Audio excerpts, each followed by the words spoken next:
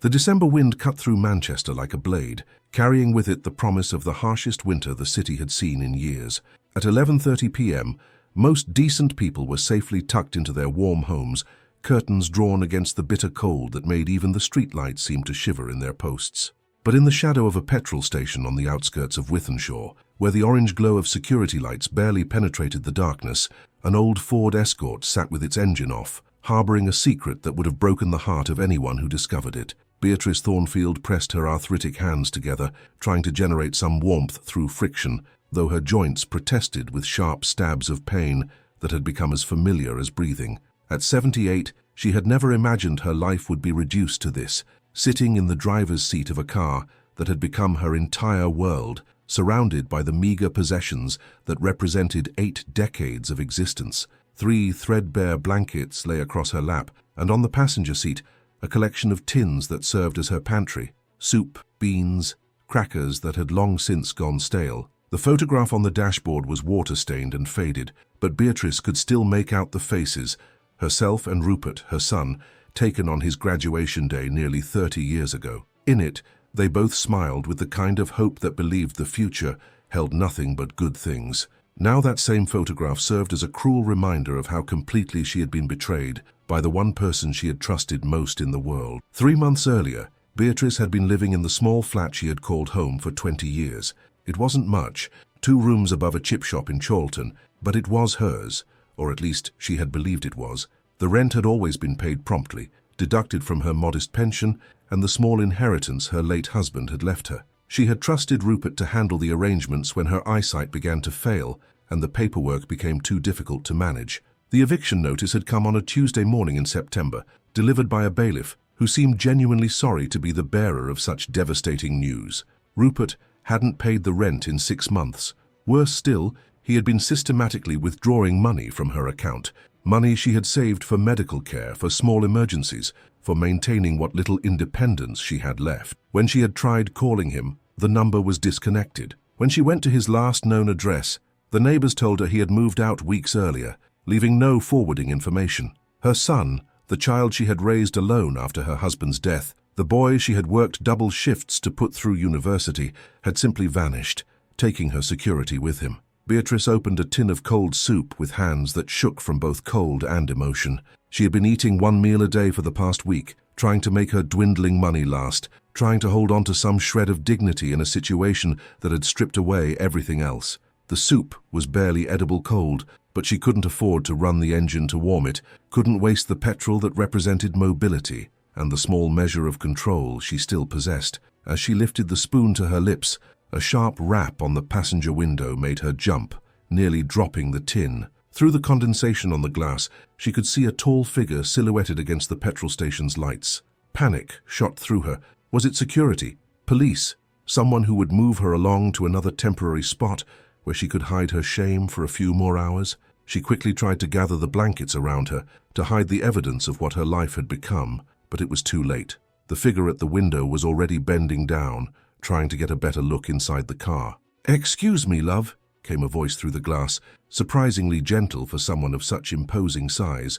"Are you all right in there?" Beatrice recognized the Mancunian accent immediately. Local, working class, the kind of voice that suggested someone who understood what it meant to struggle, but she couldn't bring herself to respond, couldn't bear the humiliation of explaining her situation to a stranger. The man waited patiently for a moment, then tried again. "I don't mean to intrude, but I was walking past and I noticed, well, it's a bitter cold night to be sitting in a car. Is everything all right?" Something in his tone, concern without condescension, worry without judgment, made Beatrice slowly turn toward the window. Through the fogged glass, she could make out kind eyes and a face that seemed familiar, though she couldn't immediately place it. Tyson Fury had been walking the streets for over an hour, a habit he had developed during his recovery from the darkest period of his own life. The physical movement helped calm his mind, and the quiet streets of Manchester at night provided the peace he needed to process the complexities of his public existence. He had taken this particular route hundreds of times, past the petrol station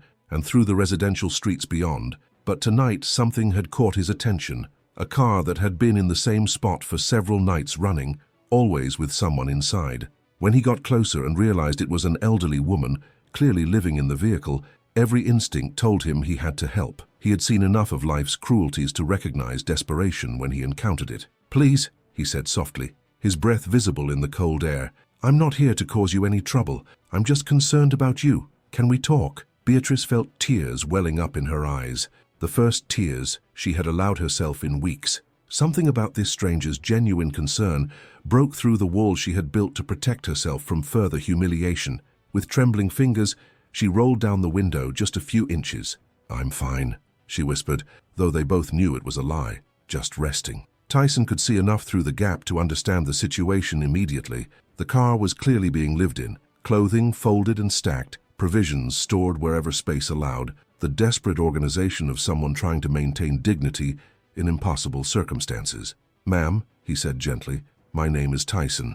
I don't know your story, but I can see you're in a difficult situation. How long have you been staying in your car?" The directness of the question, asked with such kindness, finally broke Beatrice's resolve. The tears she had been holding back began to flow freely, and with them came the words she had been too proud to speak to anyone. 3 months, she admitted, her voice barely audible. "I lost my flat, my son. He took everything and disappeared. I had nowhere else to go." Tyson felt something cold settle in his stomach that had nothing to do with the weather. He had encountered poverty, had lived through his own struggles with mental health and addiction, but there was something particularly heartbreaking about an elderly person abandoned so completely by family and system alike. "What's your name, love?" "Beatrice," she replied, wiping her eyes with the back of her hand. "Beatrice Thornfield." "Beatrice, I want you to listen to me carefully. You're not staying in this car tonight. I'm going to take you somewhere warm and safe, and tomorrow we're going to figure out how to fix this situation properly." Beatrice looked at him with a mixture of hope and skepticism. "I can't afford a hotel. I can barely afford petrol." "You don't need to afford anything. I'm taking care of it." Tyson's voice carried the quiet authority of someone accustomed to being obeyed, but also the gentleness of someone who understood what it meant to feel powerless. 20 minutes later, Beatrice found herself in a warm hotel room, staring at a bed with clean sheets and a bathroom with hot water. Tyson had insisted on paying for a full week, had ordered room service, and had given her his mobile number with instructions to call if she needed anything at all. For the first time in months, Beatrice allowed herself to hope. As she sank into a hot bath, feeling sensation return to limbs that had been cold for so long, she had forgotten what warmth felt like. She dared to believe that perhaps her story wasn't over yet.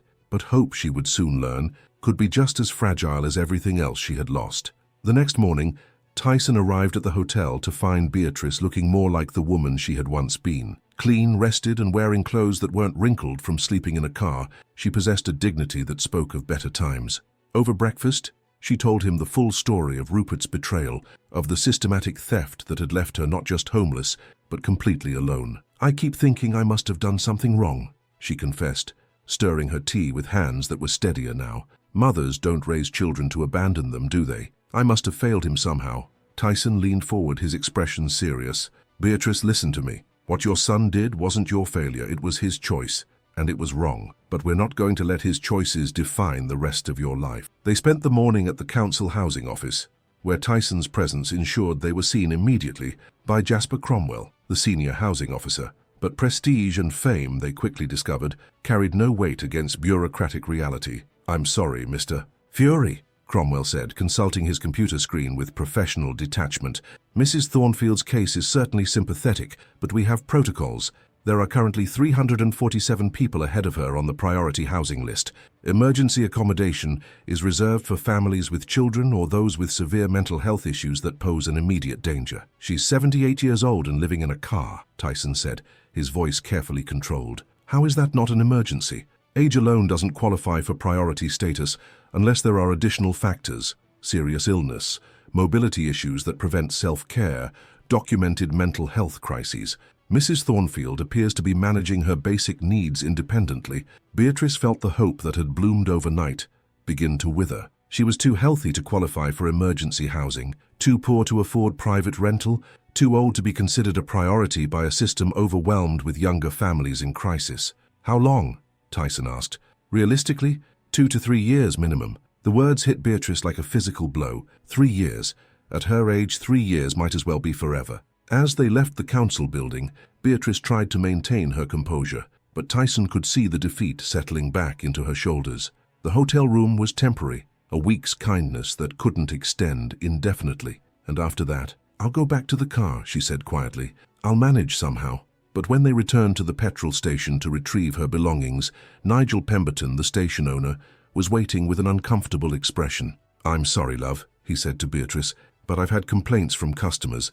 They don't feel safe with someone camping in the car park. I can't let you stay here anymore." The last refuge, the place where she had felt marginally safe, was being taken away. Beatrice nodded with the grace of someone who had learned not to fight battles she couldn't win, but Tyson could see the fear in her eyes. "Where do you go when you've already lost everything, and the system designed to help you has no room for your particular kind of desperation?" The hotel week passed far too quickly, each day bringing Beatrice closer to the inevitable return to uncertainty. Tyson had tried everything he could think of, calling in favors, speaking to housing associations, even offering to pay rent privately for apartments that wouldn't accept someone without employment references or guarantees. Every avenue led to the same dead end, bureaucratic procedures that moved at glacial pace, while human need demanded immediate solutions. On the morning she was scheduled to check out, Beatrice sat on the edge of the hotel bed, looking at the few possessions she had rescued from her old life: a worn photo album, medication bottles, a small jewelry box that contained her wedding ring, and a few pieces that had belonged to her mother. Everything else, furniture, books, the small treasures that accumulate over a lifetime, had been disposed of by the landlord after the eviction. Tyson arrived with coffee and pastries, but both of them knew this was more farewell than breakfast. "I've found a temporary solution," he said, though his voice lacked conviction. "There's a woman named Imogen Fairweather who has a garage. She's willing to let you stay there for a few nights while we keep looking for something permanent." Beatrice managed a smile. "You've done more than enough, Tyson. You've given me a week of dignity, and that's more than I've had in months." But even temporary solutions proved fragile. Imogen Fairweather was a kind woman in her 60s who had heard about Beatrice's situation through the informal network of whispers that carried such stories through working-class neighborhoods. She had genuinely wanted to help, had prepared the garage with an old mattress, a space heater, and basic amenities. The problem was her husband, Derek, who discovered the arrangement on the second night and erupted in fury that could be heard through the thin walls of their terraced house. "Have you lost your mind, Imogen?" His voice carried across the small backyard. "She could be anyone. What if she's using drugs?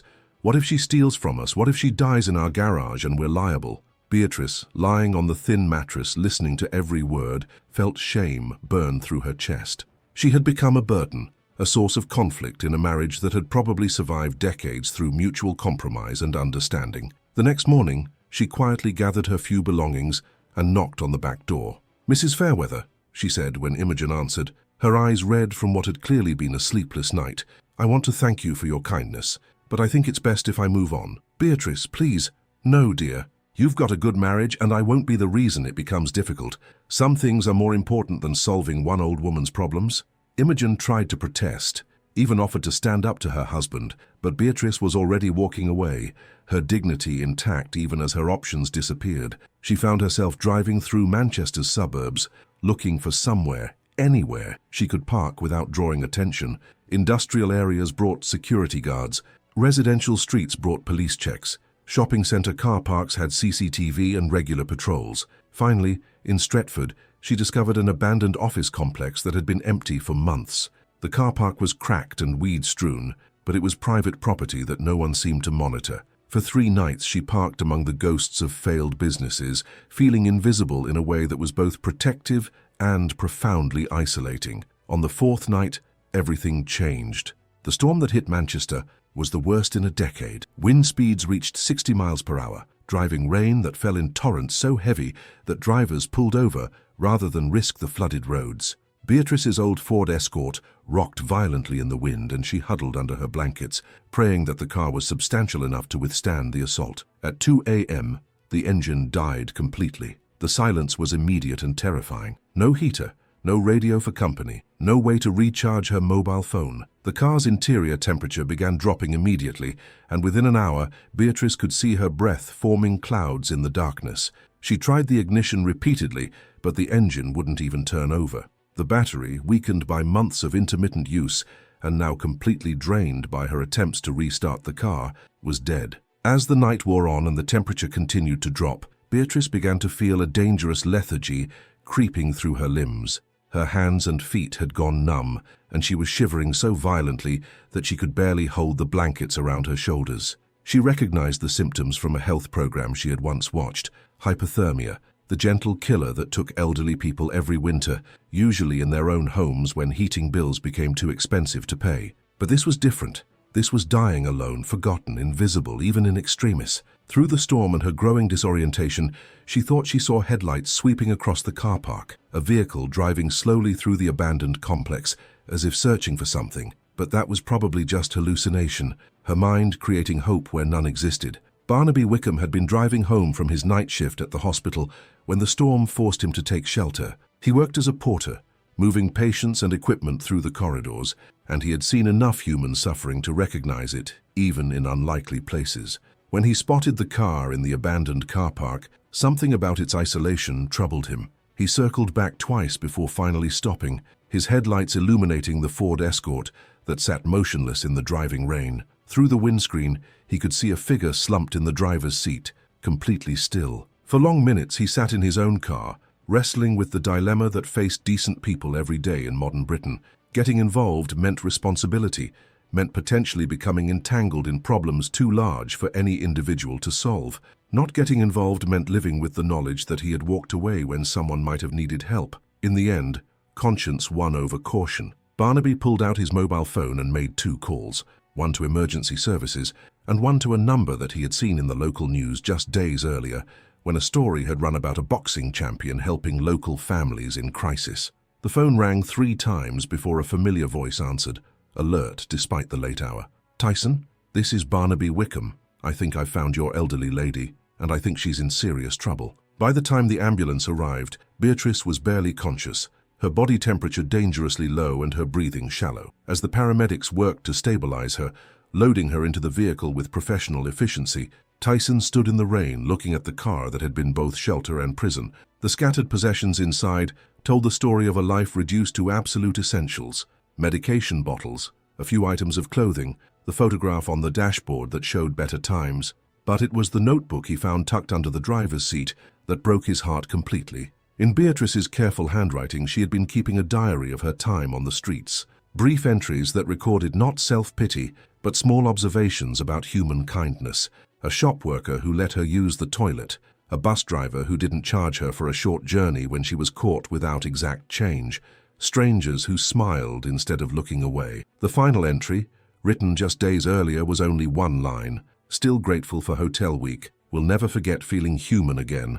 As the ambulance disappeared into the storm-torn night, carrying Beatrice toward medical care and temporary safety, Tyson stood alone in the abandoned car park, holding a notebook that contained more dignity and grace than he had encountered in boardrooms full of millionaires. He made a decision that would change not just Beatrice's life, but his understanding of what it truly meant to help someone rebuild from nothing. The hospital room was small and sterile, but to Beatrice, waking up between clean sheets with warm air flowing from properly functioning heating, it felt like paradise. The hypothermia had been severe enough to require 2 days of medical observation, and as sensation slowly returned to her fingers and toes, she found herself marveling at sensations she had forgotten: the simple pleasure of being warm, of being safe, of being seen and cared for by people whose job it was to heal. Penelope Grimsby, the ward nurse, had taken particular interest in Beatrice's case. At 55, Penelope had seen enough of Manchester's hidden homeless population to recognize the signs of someone who had fallen through every available safety net. But there was something about Beatrice's quiet dignity, her unfailing politeness even in extremis, that reminded Penelope of her own mother. "Your friend has been calling every few hours to check on you," Penelope told Beatrice as she checked her vital signs. "Tyson Fury. I have to say you've got quite a guardian angel there." Beatrice smiled weakly. "He's been kinder to me than my own family. Well, he's coming by this afternoon and he seems very determined to help you sort things out properly this time."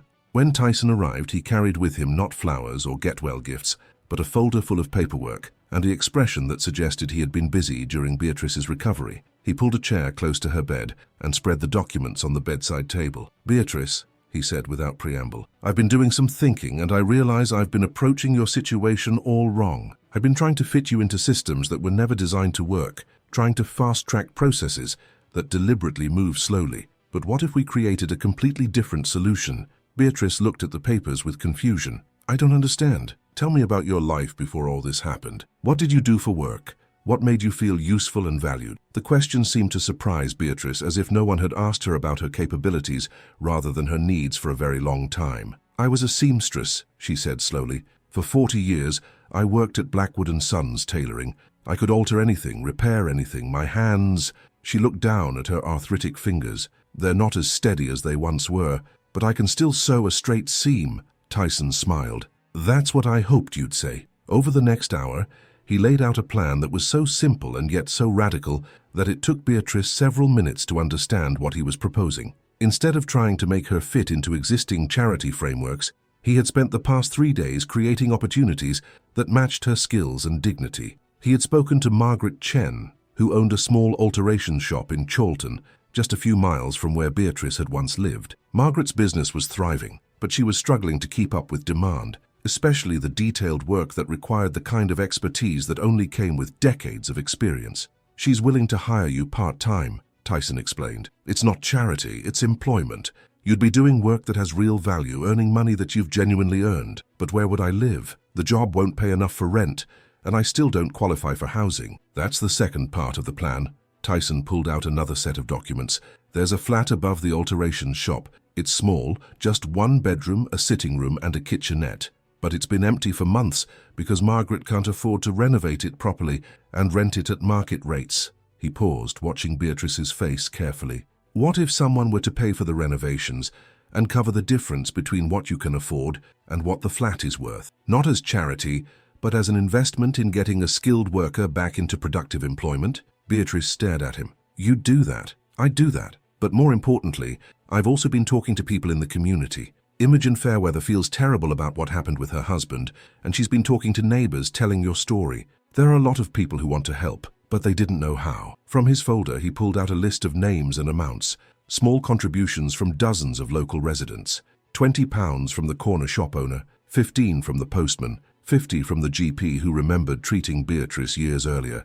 Individually, the amounts were modest, but collectively they represented something more powerful than money: community recognition of shared responsibility. It's not enough to pay for everything, Tyson admitted, but it's enough to show that people care, that you're not alone. Beatrice felt tears beginning again, but these were different from the tears of desperation she had shed in the car. These were tears of gratitude and wonder at the possibility that her life might have value again. 3 weeks later, Beatrice stood in the doorway of her new flat, looking out at the small alterations shop below where Margaret Chen was teaching her the specific techniques required for the modern equipment. The flat was simply furnished but complete, everything she needed to live independently, to cook her own meals, to have privacy and dignity. The transformation hadn't been instant or magical. There had been paperwork challenges, moments of bureaucratic frustration, and the slow process of rebuilding physical strength and emotional confidence. But for the first time in months, Beatrice woke up each morning with purpose. Her hands, it turned out, had lost none of their skill. Within days, she was handling the most delicate alterations, wedding dress adjustments, vintage garment repairs, the kind of intricate work that required both technical expertise and artistic sensibility. Margaret's customers began specifically requesting the lady upstairs for their most important garments. The work gave Beatrice more than income. It gave her identity. She was no longer the homeless woman living in a car, no longer the abandoned mother whose son had stolen her security. She was Beatrice the seamstress, whose hands could transform ill-fitting clothes into perfect fits, whose experience could salvage garments that others would have considered beyond repair. On a Tuesday afternoon in February, exactly 4 months after Tyson had found her in the car park, Beatrice was working on a particularly challenging alteration when she heard familiar footsteps on the stairs to her flat. Tyson had taken to visiting weekly, ostensibly to check on how she was settling in, but really because their friendship had become important to both of them. "How's business today?" he asked, settling into the small armchair she had positioned by the window overlooking the street. "Very good," Beatrice replied, not looking up from her work. "Margaret says I'm booked solid for the next 3 weeks. Amazing how quickly word spreads when you do good work." They sat in comfortable silence for a while, Beatrice's needle moving in steady rhythm, Tyson watching the street below where people went about their daily business, visible, purposeful, connected to their community. "Beatrice," he said eventually, "I need to ask you something. Do you ever think about Rupert, about what happened with your son?" She paused in her sewing, considering the question. "Every day," she admitted. but not the way I used to. I used to think about what I had lost, what he had taken from me. Now I think about what he lost when he chose to abandon rather than to love. Do you forgive him? I'm trying to. Not because he deserves it, but because carrying that anger was making me smaller than I wanted to be. She resumed her sewing, then added quietly, "Besides, if he hadn't done what he did, I never would have learned what I was truly capable of surviving. I never would have discovered how much kindness exists in the world when you're brave enough to accept it." Tyson smiled, watching this woman who had somehow found grace in circumstances that would have broken many people half her age. "There's something else I want to tell you," Beatrice said, setting down her work and looking directly at him. "When you found me in that car, I thought I was invisible. I thought I'd become someone who didn't matter, someone the world could forget without consequence." She gestured around the small flat, toward the shop below where Margaret was serving customers, toward the window that looked out on a community that now knew her name. "You didn't just give me housing or employment," she continued. "You reminded me that I was still visible, that my story still had chapters left to write, that one person's cruelty doesn't have to define the rest of your life." She picked up her sewing again, her voice growing stronger with each word. "Sometimes we don't need someone to rescue us from our circumstances. We need someone to remind us that we're still here, still capable, still worthy of taking up space in the world. We need someone to help us remember that being seen is the first step to becoming whole again." As the afternoon light slanted through the window, illuminating dust motes that danced like possibility in the air, Tyson understood that he had learned as much from Beatrice as he had given her. In a world that often measured worth by wealth or fame or youth, she had shown him that dignity could survive anything, that grace could bloom in the most unlikely circumstances, and that sometimes the most profound act of heroism was simply refusing to let cruelty have the final word.